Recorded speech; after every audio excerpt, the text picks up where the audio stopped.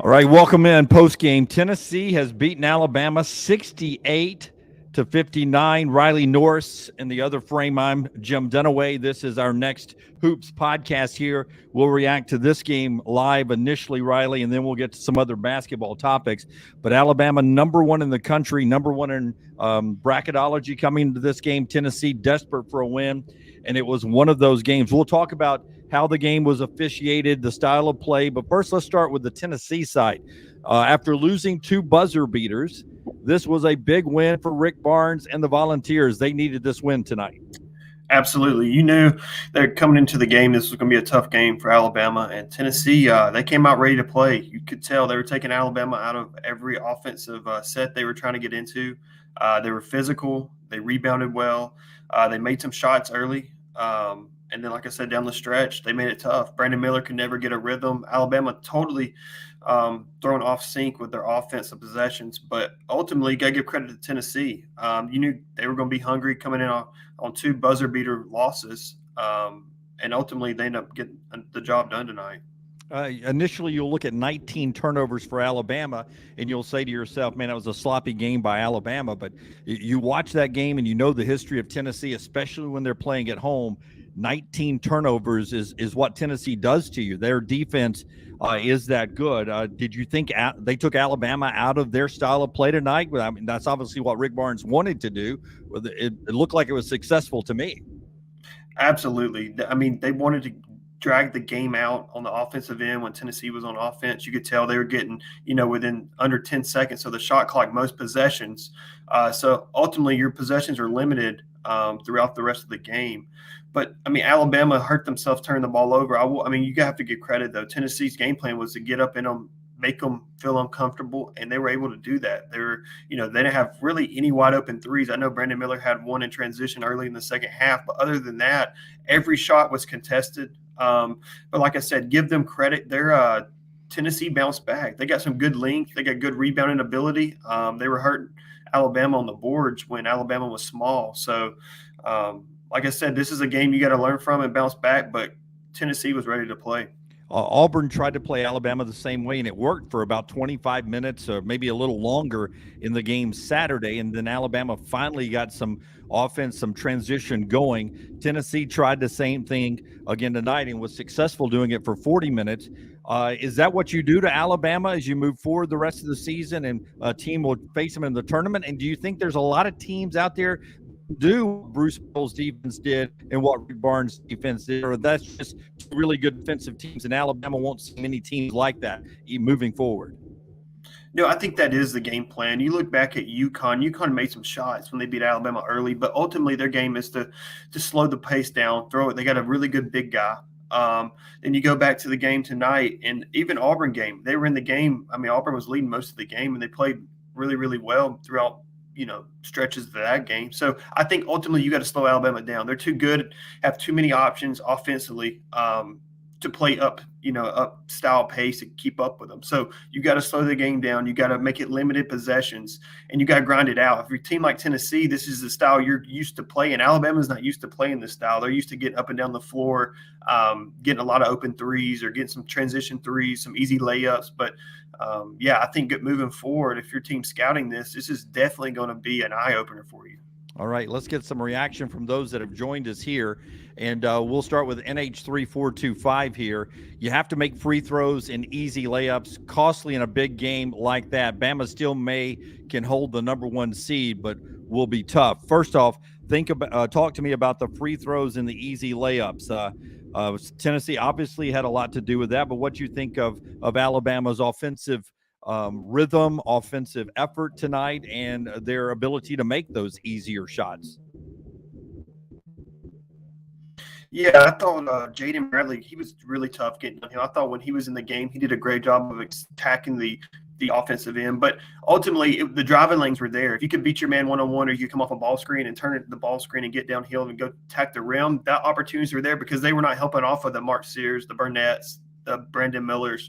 So the driving lanes are bigger. Having said that, Alabama did really well from the free throw line, 16 of 20 tonight. Not too much to say there, but ultimately you got to get more flow. I think Tennessee did a great job taking them out of rhythm. You got to get a rhythm, especially when you got guys that can knock down 3-point baskets. It's hard to, you go down, you shoot a ball within 5 seconds of the shot clock, and you're going to guard for another 25 seconds after that. So you got to get a rhythm. You got to get some transition baskets, and ultimately it came down to turnovers. I mean, you look at the turnover battle, it was 19-8 in favor of Tennessee. So you can't go on the road to, a good Tennessee team like this and expect to win with 19 turnovers.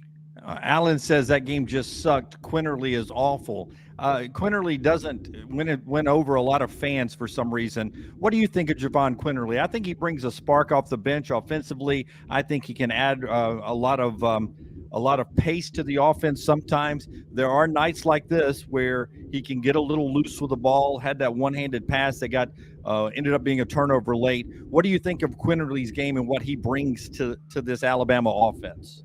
No, I like Quinterly. I think he brings a good change of pace off the bench. I think he's a veteran guy who can kind of man that second team with, Rylan Griffin, who's a young guy coming off the bench, or if it's a Burnett coming off the bench. But I think he's a good change of pace guard. He had struggled tonight. He had 6 turnovers tonight. It's never good when you have 6 turnovers, but he also brings a shooting ability. He brings, being able to create for others. He did have some costly turnovers tonight. The one where he tried to go behind the back at the end, and then the one-handed pass, like you said, that got away from him. It's just those kind of possessions you can't have. When the possessions are limited in a game like this, every possession counts, and it really does when you're scoring, 58 or 59 points. We're live on the Double Down Media Next Round platform right now. Tennessee, number 10 in the country, has beaten number 1 Alabama 68-59. Craig writes in, and he has this to say, and you're going to get a lot of these, Riley, so I'll ask you about officiating, a couple of them. That was rugby, not basketball. Dennis writes in and says, I counted 11 Alabama turnovers and 8 fumbles. You've played Rick Barnes' team before and Bruce Pearl's teams before, and those teams that love to play great defense, the old Wimp Sanderson, Nolan Richardson teams from years gone by. What do you make of that kind of basketball tonight? And I guess from a layman, how can you watch one game where, like Auburn, Texas A&M, where in College Station it felt like Auburn got called for breathing on some Texas A&M players, and then you play a game like this tonight where it looks like you're lucky to come back with 10 fingers? Yeah, no, that's the hardest part of playing in the SEC. You go to different, you're playing at home one game, you're playing in A&M one game, then you go to Tennessee, and every game may be officiated differently, just depending on the crew you get, just the style of the play of both teams. And Tennessee and Auburn like to get into you, but like you said, Auburn was getting called for some rough fouls, a couple games ago at A&M, and then you look at tonight's game, and they weren't calling anything. I thought both ways, not just against Alabama or not just against Tennessee. I thought there were plenty of fouls that get called on a regular basis that weren't called tonight. And as a player, you got to adjust to that, right? I mean, if they're calling those fouls early, you got to adjust. You got to know that, hey, you can't be doing that kind of stuff. But then it's the opposite way when they, in a games like tonight, you got to be able to, understand that you're not going to get that foul call. So you're going to have to be a little bit stronger with the ball, going a little bit more physical. But ultimately, it is what it is. Refs are humans; they make mistakes. So you got to adapt to the game and overcome the challenges. Yeah, nobody was surprised by the way that was officiated tonight. You expect that on the road in the SEC, especially at Tennessee. Auburn dealt with it a couple of Saturdays ago. We knew Alabama was going to deal with it tonight. What about this one? Wicked Roller rolls in with, will someone ask Nate Oates why Alabama can't inbound the ball? Where was the struggle on the inbounds tonight, especially underneath the basket? Why was that so hard for Alabama at times tonight? Yeah, so they did what Auburn typically does. Bruce is known for making it hard to get the ball in bounds, underneath or side out of bounds. They usually put a 7-foot guy on the ball, 6'10", 7-foot, make it hard to see. And when you're throwing it in with Quinterly, who's small point guard, it's hard to see over them, right? And then to add to that, they're switching everything. So they're they're physical. You're not being able to set a screen, and they're switching everything. So I think you can't do a long developing play. One, they're just switching it. And you saw early on they try to move to just posting up and trying to get open, but you can't have those turnovers. Those ultimately hurt you because you don't even get a shot at the basket. I think the disparity in shooting was pretty significant. I think it was like 32 field goals to like 17 field goals in the first half. So when the other team's shooting twice as much as you are, there's a good chance that you're going to lose. Yeah, ended up 23 of 63 shots from Tennessee. Alabama just got 48 shots up tonight, 17 of Mhm. 48. And Alabama's low point total of the year is they scored just 59 in the loss tonight. Question here from Landmine Believer. He says, not a question, a statement, as he watches us on the YouTube platform. Just needed to split at Auburn and at Tennessee. Bama got that done. And now you get back at it on Saturday. What do you think of that? Do you ever go into a 2-game stretch saying we need to split as a competitor? You played the game, or Yeah. after beating Auburn, they weren't satisfied with that, I would assume. No, not at all. I mean, you're every game your focus is on winning that game. You're doing the best preparation you can going into the game, and you're not focused on. I know it's kind of a cliche answer, you hear it a lot, but like ultimately, you're not focused on the next game. We're not looking ahead to the next game. We're just in the moment in a hostile environment. We're trying to win the game ahead of us. Ultimately, they weren't able to do that. Now you got to kind of learn from the past, reset, and then you got Georgia, a good Georgia team coming in on Saturday that you're going to have to, come out, bring some energy and move on from it. But ultimately, this game's not going to hurt you down the line. I believe there's still a predicted 1 seed, and have the right to, play in Birmingham. But ultimately, you got to put that in the future and just worry about what you can control, and that's Georgia coming up. We'll hit a couple of more big topics here in just a second, but a little bit more reaction to this game. I want to ask you before we get some more from our listeners here, what do you think of Alabama's body language? Because you rise to number one in everything. You had the big win against rival Auburn down at Neville Arena. Then you're in this hostile environment. Jay Billis, the national audience is there all again tonight. And then you start losing the game, and not everything's flowing easy. Did you think this young team handled the body language? Did you like their body language? Is it something that can linger if you didn't like it? What did you think of their body language? I don't think it was so much body language as I think it was the swagger. Alabama, when they played at Auburn the other day, there was a swagger about it. I mean, obviously Brandon Miller dunking in the first half, breakaway dunk, but even like, defensive stops, the passion, I think Tennessee kind of drained it out of them. I don't know what that could have been. It could have been, the hostile environment. It could have been the pressure of being number one. Obviously, I don't know how that feels, but ultimately, I don't know what it was that took it out. But you could see that the swagger was a little off with Alabama tonight. But that's just something you're going to have to learn. And you got a lot of young guys on the team, so some of the veterans like the Gurleys, the Quinterleys, who's been there a while. Sears has played a lot of college basketball. They kind of got to reel everybody in, and that's one game. We got to throw it away, and we got to move on to the next one. Okay. Josh jumps in. I love Bradley's the best guard. He's got to get the bulk of the minutes for the team to reach their ceiling. I'm not a big fan of the fans starting to flush everything after one loss, but Bradley does do a good job of getting to the rim, and he does bring a little diversity to what they are able to do when handling the basketball. And I think you've seen Bradley's minutes go up a lot earlier in the season. Maybe that's moved around a little bit with Rylan Grimm coming in a little bit more, who have the same game tonight that he had down at Auburn, and also with Burnett, Namari, who's back and playing really well. What do you think of Bradley, and what do you think of Burnett now that he's back closer to healthy, some of the big shots he hit? Yeah, I love Burnett. First off, let's talk about Bradley. I love Bradley. I think Bradley's a dynamic guard who can get downhill and he can create for others. And he's a bigger guard. He's stronger, as you saw tonight. He can finish through contact. There's also what's good about him is he can guard the basketball. He can guard, a Vescovy who can knock down threes. He can guard a Ziegler. He's pretty dynamic and being able to guard multiple guards. But I like him with the first group. I think, Sears had to play a lot of point guard early on with Burnett in the starting lineup. You kind of move Sears off the ball, which I think he's better at him because he's more comfortable. You drive and kick them. If he don't have to shot, he can get downhill and finish. So I love those two playing together. And I think Burnett's a good little spark off the bench. I think Quinterly can, obviously has the ball in his hands a lot, but Burnett can shoot the ball. He can take it to the rack, and then he's obviously known as a good defender. So just to be clear, so I'm smarter tomorrow, you'd like to see Sears and Bradley paired together a little bit more, right? Yeah. I think that's what Nate and Nate, when Burnett went out of the lineup, they put Bradley into the starting lineup, and I really like that dynamic where Sears don't have to have the ball in his hands every possession. Bradley has the ball in his hands, creating for others, getting downhill, making it easier because Sears can shoot the ball so well that I think other teams have to respect that. So they got to choose: do I help off and help on the drive, or do I guard Sears? But I think it's a good switch up. I like Burnett coming off the bench with Quinterly. He can, Burnett shot the ball really well tonight, and I think he can continue to help. Rylan Griffin off the bench is going to, he's going to get his minutes. He's going to get right. It's an up and down. What I would tell Griffin is it's an up and down season as a freshman. You guys stick with it, the good and the bad.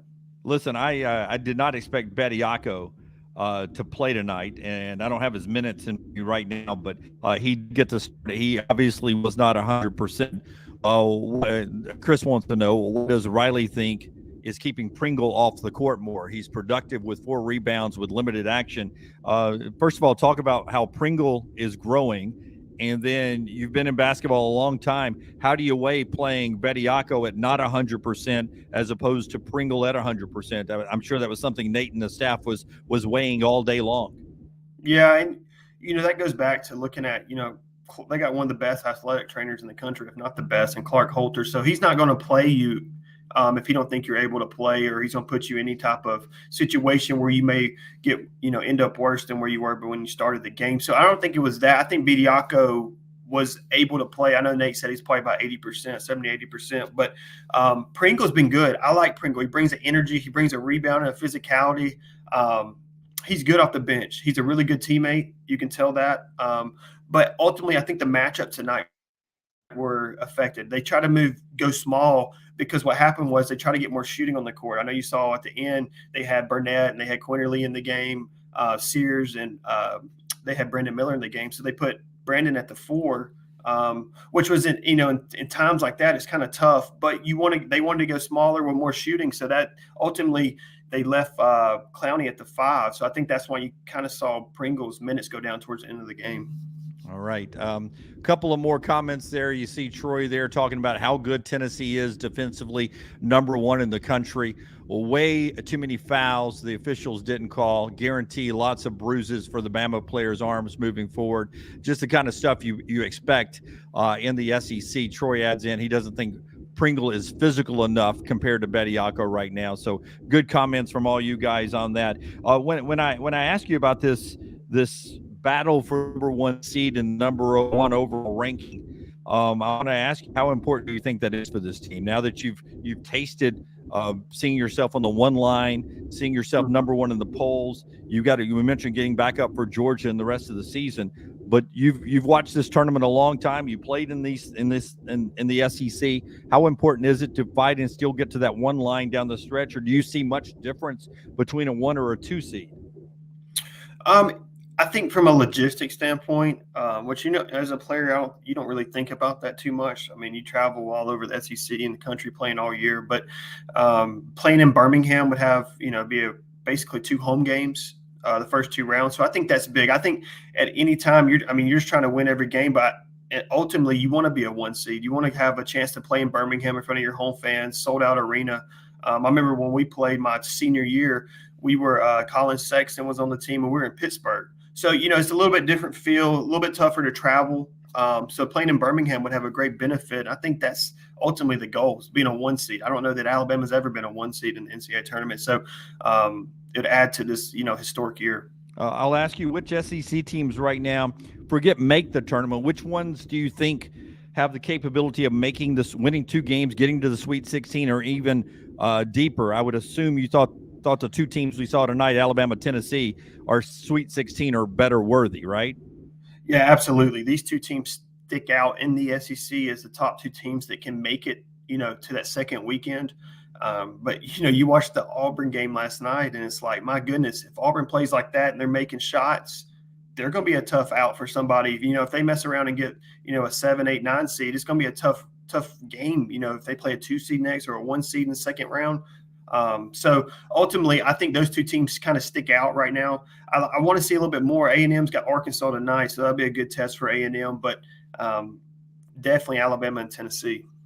Yeah, Alabama and Tennessee. That Auburn team reminds me and a couple of my buddies of that Cliff Ellis team that went to Tampa back in the early 2000s, ended up making it to the Sweet 16 before they lost to Carmelo Anthony and Syracuse, one of those teams that maybe didn't have a great regular season, but then ended up making it to the Sweet 16 and scared the team that eventually won the national championship. Well, 2 coaches I want to ask you about. Chris Beard, news came out today, fired Texas coach, that there'll be no felony charges for his spousal abuse, domestic violence, assault, whatever all the charges were there. But there'll be no federal charges now, so that probably means he's up to be coaching again next year. What do you think of Chris Beard? And he's a guy who would have loved a game like this, by the way. He coaches defense. That's how he got Texas Tech to the national championship game. Do you think there's a future for Chris Beard? Is he a hot topic? And do you think a good program will go after Chris Beard? I do. It's kind of hard to tell the timeline on how fast they will go after him. Obviously, they're going to have to do some thorough investigation before they just come out with all the stuff that happened. I know he did get cleared, and there's no ongoing investigation going into the matter. But you also want to do your due diligence and figure out if this is the best fit. But I do think Chris Beard is a heck of a basketball coach. I mean, you look at Texas, what he's done to. First, he was at Texas Tech and the job he did, and then he goes to Texas and the recruiting class he's been able to get, and the guys he's been able to get the transfer portal. He built a heck of a roster. I mean, Texas is up there with Kansas in the Big 12. So I think whoever gets him is going to get a quality basketball coach. But ultimately, I think the biggest steps going forward are just, doing the background check, making sure it's the right choice, the right hire. But I do think he's a heck of a basketball coach. So it'll be interesting going forward to see where he lands. Bobby jumps in whenever the 2003 Auburn-Syracuse game is mentioned. I'm required by law to mention that Marquise Daniels never touched Carmelo, and the refs bailed out Syracuse at the end of that game with a phantom foul there. Officiating back in the Syracuse-Auburn game in 2003, and then here in 2023, 2 decades later, always part of the conversation. Man, I worked up a sweat watching this one tonight. I yell at the TV more during college basketball than I do college football. Do you do that as a basketball player, or are you more chill in basketball and find yourself yelling at the football screen more? No, basketball way more. After playing and seeing it, and you would figure. I tell everybody it's worse watching than playing. I think I'm more calm playing in a game like that around 20,000 people than I am watching the game. I mean, it's to the point where I have to be in a room by myself because I'm getting into the game so much. But no, it's fun. I enjoy it. But like I said, Alabama's got to bounce back. I think they will. They got to turn the page and move on from this game. Yeah, and Auburn with that good win last night, looking good for their tough test that continues with their tough part of the schedule here at the end. More SEC basketball happening tonight. We'll talk more next week on the Next Round Hoops podcast. Come by and see us when you get back to Birmingham. Safe travels to you, and swing by the studio, okay? Absolutely. Thank you. All right, Riley. See you, man. That's Riley